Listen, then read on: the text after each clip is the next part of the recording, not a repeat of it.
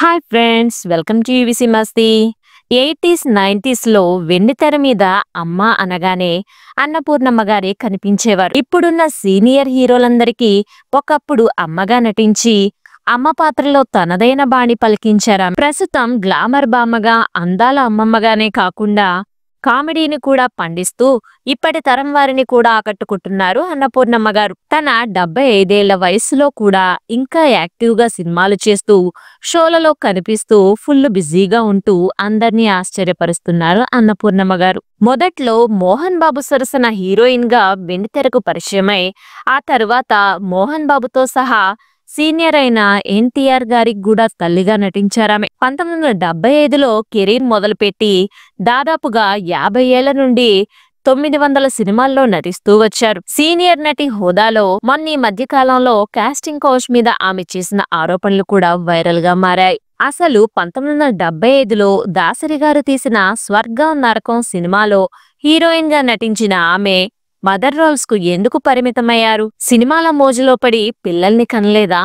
దత్తత తీసుకున్న ఆమె కూతురు చిన్న వయసులోనే ఆత్మహత్య చేసుకోవడానికి కారణం ఎవరు అనే విషయాలన్నింటినీ ఈ వీడియోలో చెప్పుకుందాం. స్కిప్ చేయకుండా చివరి వరకు చూడండి. అలాగే మన ఛానల్లో చాలా మంది ప్రముఖుల గురించిన వీడియోలు వస్తూనే ఉంటాయి. మిస్ కాకుండా చూడాలంటే తప్పకుండా మన ఛానల్ ని సబ్స్క్రైబ్ చేసుకోండి. అలాగే బెల్ ఐకాన్ ని కూడా యాక్టివ్ చేసి పెట్టుకోండి. అన్నపూర్ణమ్మ గారి అసలు పేరు ఉమామహేశ్వరి. ఈమె ప్రసాదరావు సీతారామమ్మ దంపతులకు 1943 సంవత్సరంలో అక్టోబర్ 17న ఆంధ్రప్రదేశ్ లోని విజయవాడలో ఓ మధ్యతరగతి కుటుంబంలో జన్మించింది. ఈమెకి ఒక అక్క, 3 చెల్లెళ్ళు, ఒక తమ్ముడు కూడా ఉన్నారు. ఈమె నాన్నగారు ఆర్టీసీలో పనిచేసేవారు. చిన్నప్పటి నుండి చదువుల మీద పెద్దగా ఆసక్తి లేకపోవడంతో పెద్దగా చదువుకోలేదు. చిన్నప్పుడే అన్నపూర్ణమ్మ గారి నాన్నగారు వివాహేతర సంబంధం పెట్టుకుని తరచూ తన తల్లితో గొడవ పడుతూ ఉండేవారు. అది తట్టుకోలేక ఆమె తన పిల్లల్ని తీసుకుని తెనాలిలోని తన పుట్టింటికి వెళ్లిపోయారు. అక్కడే ఆమె పెరిగారు.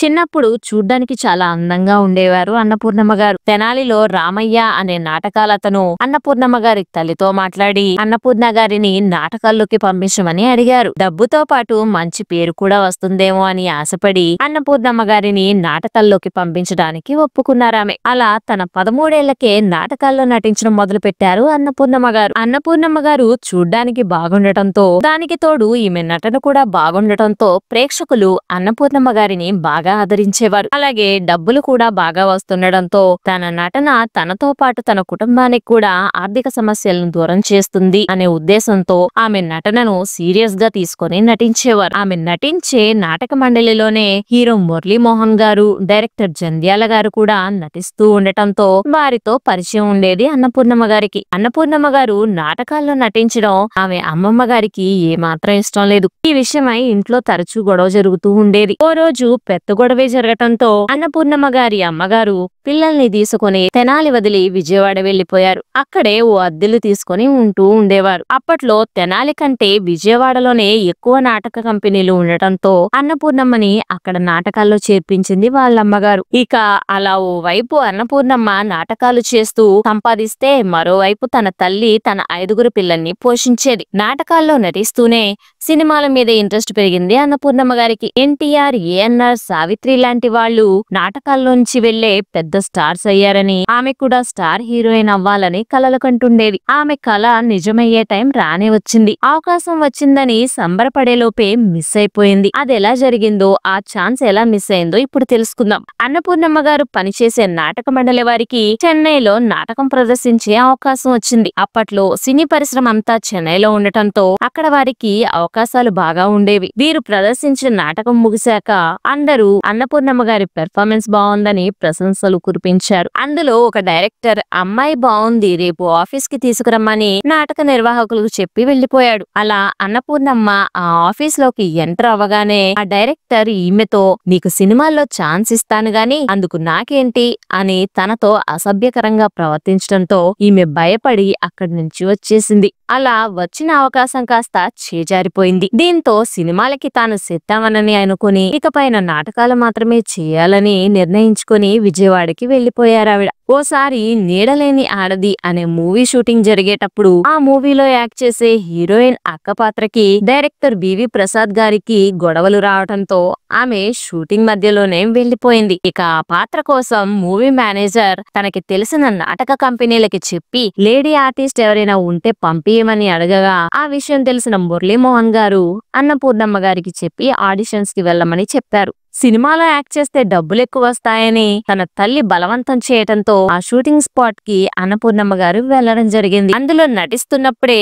కె విశ్వనాథ్ గారు 1973లో శారదా సినిమాలో ఓ చిన్న పాత్ర కోసం అన్నపూర్ణమ్మ గారిని అడగగా అది కూడా చేశారు. కానీ ఆ సినిమా ఆమెకు పెద్దగా గుర్తింపు తీసుకురాలేదు. ఇదిలా ఉంటే అప్పటికి 20 ఏళ్లు వచ్చిన అన్నపూర్ణమ్మ గారికి వాళ్ళ అమ్మగారు పెళ్లి చేద్దామని నిశ్చయించుకున్నారు. ఇప్పుడే అన్నపూర్ణమ్మ గారు ఆమె మనసులో మాట బయట పెట్టారు. తనతో నాటకాల్లో పనిచేస్తున్న చలపతిరావు అనే అతన్ని ప్రేమించానని అతన్నే పెళ్లాడతానని కరాఖండిగా చెప్పేశారు. వేరే గత్యంతరం లేక 1973 సంవత్సరంలో వీరి వివాహం జరిపించారు వాళ్ళ అమ్మగారు. పెళ్లి తర్వాత ఇక భార్యాభర్తలిద్దరూ నాటకాలు వేస్తూ కాలం గడుపుతుండేవారు. అదే టైంలో నీడలేని ఆడది సినిమా ప్రివ్యూ ఉందని చెప్పి ఆ సినిమా డైరెక్టర్ బివి ప్రసాద్ గారు అన్నపూర్ణమ్మ గారికి కబురు పెట్టి చెన్నైకి పిలిపించారు. భార్యాభర్తలిద్దరూ చెన్నై వెళ్లడం జరిగింది. ఆమె నటన ఎంతగానో నచ్చిన బివి ప్రసాద్ గారు ప్రొడ్యూసర్ అయిన గంగాధర్ గారికి పరిచయం చేసి ఆయన చేస్తున్న అమ్మాయిలు జాగ్రత్త అనే సినిమాలో అవకాశం ఇవ్వమని కోరారు. అయితే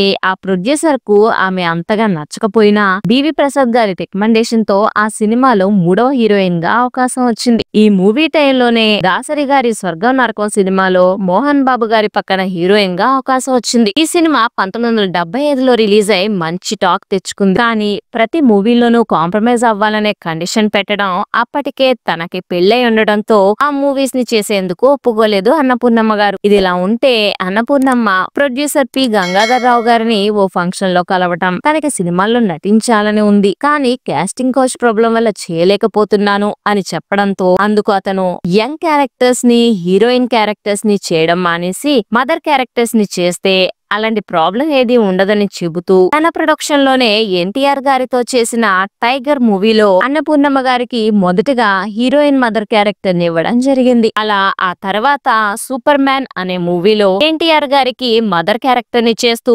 చిరంజీవి గారితో మొండిగటం, మంచు పల్లకి, ఇంట్లో రామయ్య, వీధిలో కృష్ణయ్య ఇలా చిరంజీవి గారితోనే అన్నపూర్ణమ్మ గారు 60కి పైగా సినిమాల్లో చేయడం విశేషం. ఇక తెలుగులోనే కాకుండా హిందీ, మలయాళ, కన్నడ అన్ని భాషలో కలిపి 900 సినిమాలకు పైగా సపోర్టింగ్ ఆర్టిస్ట్ గా చేసి బిజీ అయిపోయారు. ఇక ఈమె నటనకు గాను 3 నంది అవార్డులు కూడా అందుకున్నారు ఈమె. ఇక ఆమె కూతురు ఆత్మహత్య ఎందుకు చేసుకున్నారో ఇప్పుడు తెలుసుకుందాం. అన్నపూర్ణమ్మ గారికి చలపతిరావు గారికి పెళ్లై చాలా సంవత్సరాలు గడిచినా పిల్లలు కలగకపోవడంతో డాక్టర్స్ కూడా వీరికి పిల్లలు పుట్టరని తేల్చి చెప్పడంతో ఆమెకి తెలిసిన వారి దగ్గర ఒక అమ్మాయిని దత్తత తీసుకుని తనకి కీర్తి అని పేరు పెట్టుకుని పెంచుకున్నారు. ఆ పాపని డాక్టర్ చేయాలని అనుకున్నారు. కానీ కీర్తి చదువుల్లో అంతంత మాత్రంగానే ఉండేది. సో 10th లో ఫెయిల్ అయిపోయింది. ఇక అలా కీర్తికి చదువుల కన్నా సినిమాలో నటించాలనే ఇంట్రెస్ట్ ఉండేదని అన్నపూర్ణమ్మ గారికి తెలిసింది. ఇండస్ట్రీ గురించి బాగా తెలిసిన ఆవిడ ఆమె కూతురు సినిమాల్లోకి వెళ్ళకూడదని ముందు జాగ్రత్తగా